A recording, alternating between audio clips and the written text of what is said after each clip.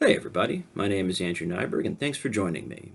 If you're not already aware, my horror novel, The Mobius Door, is now available for digital presale with Wicked House Publications on Amazon.com. You'll find the link in the description of the video. If you are more interested in a physical copies will be available on the formal release date, which currently is slated for April 28th.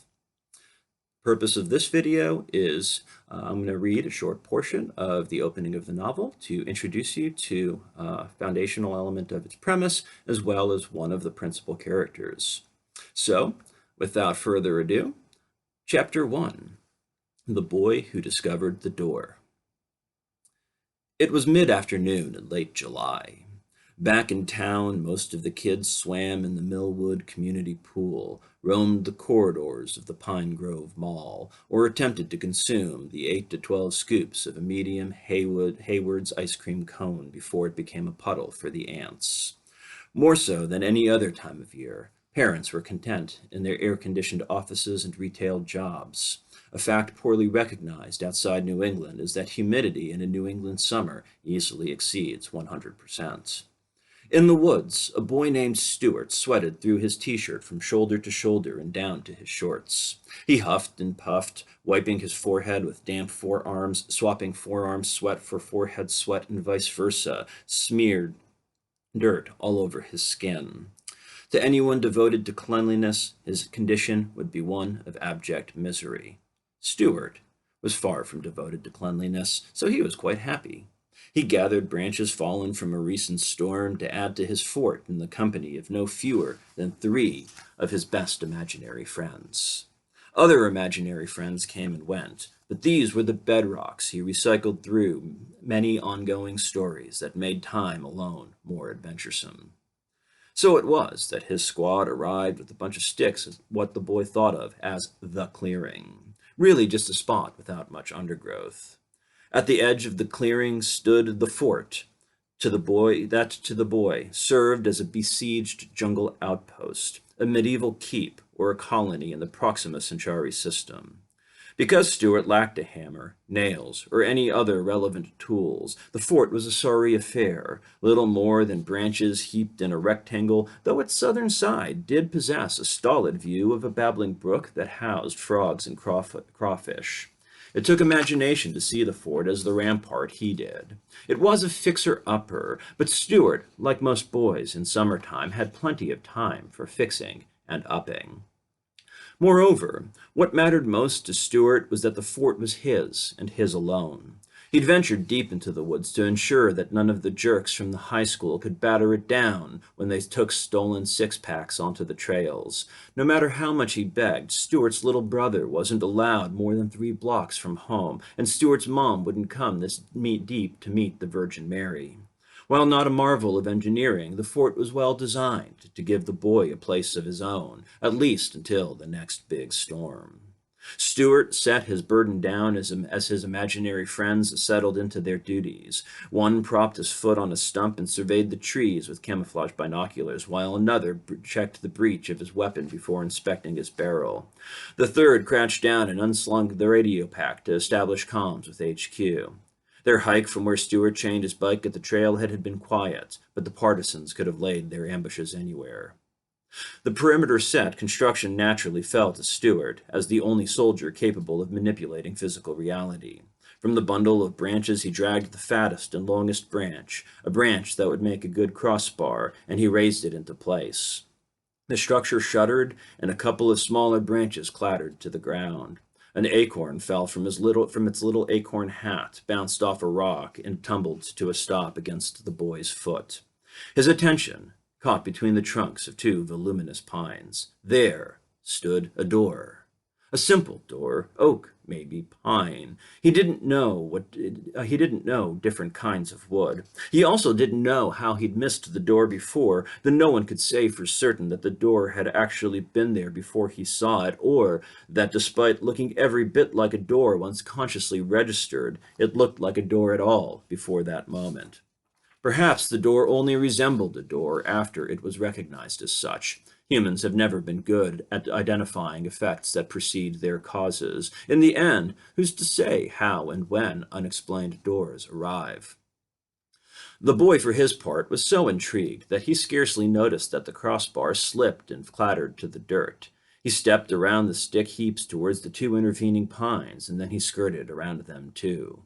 The soldiers ceased to be because Stuart forgot to keep imagining them. His feet no longer needed conscious instruction to carry him forward until he stood within reach of the knob. His tongue slipped from his mouth and tasted sweat from the peach fuzz below his nose. The door stood in the wood, and so did the boy staring at the door doing nothing other than being a door and being shut because that's about the extent of what doors do when not being opened. If the boy pondered a moment what lay beyond a door that seemingly opened to the forest beyond, then one might entertain whether the door wondered what lay beyond the boy.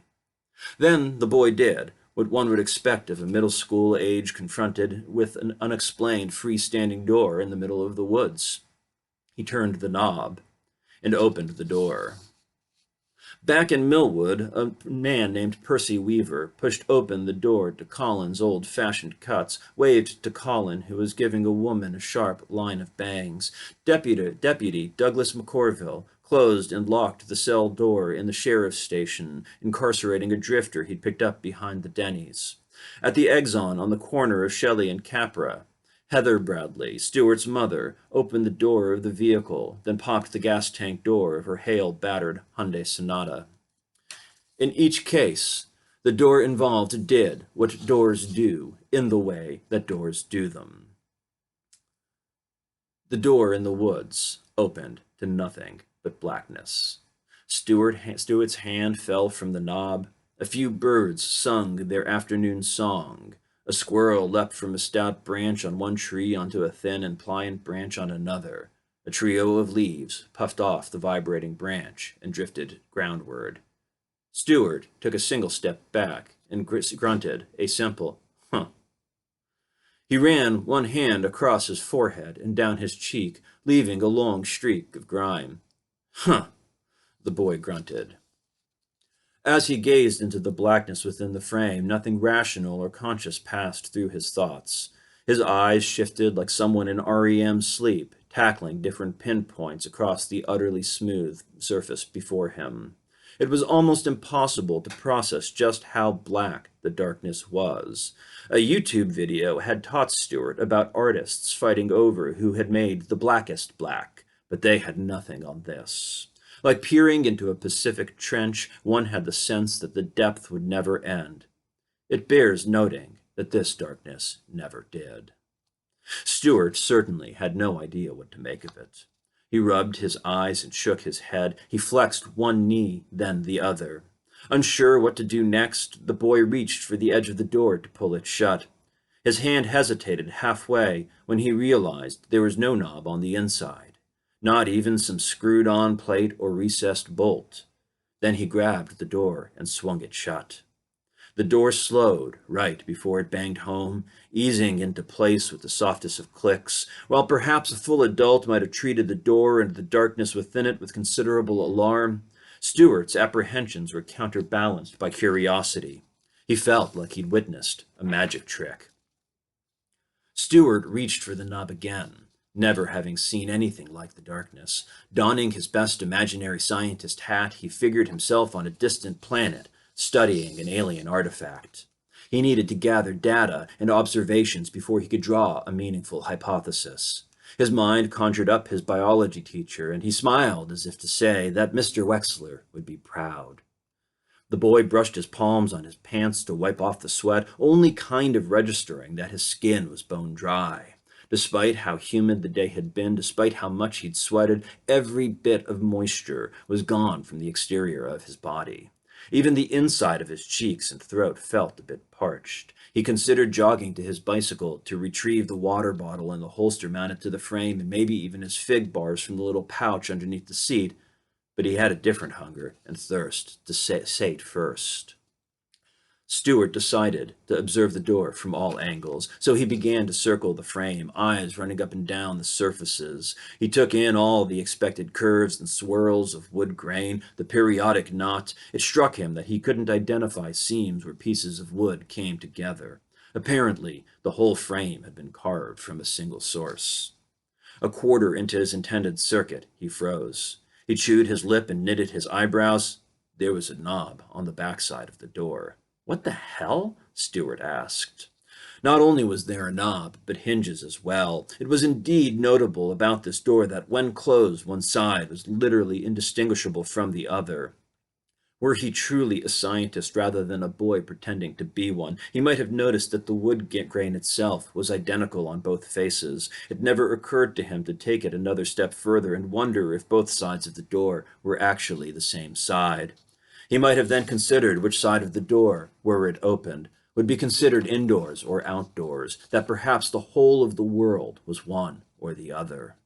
Nevertheless, Stuart was faced with two mutually exclusive observations. When the door was opened, there was a knob on only one side, but when it was shut, there were knobs on both.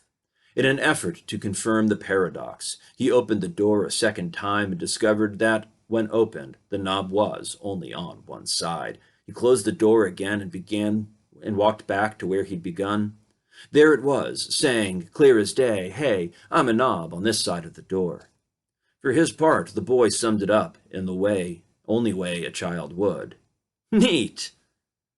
Having established through repeated experimentation this initial observation, it naturally became time to study the darkness itself. The door itself was fascinating, but it was not the most striking phenomenon present. Something primal guided his hand back to the knob. Thank you.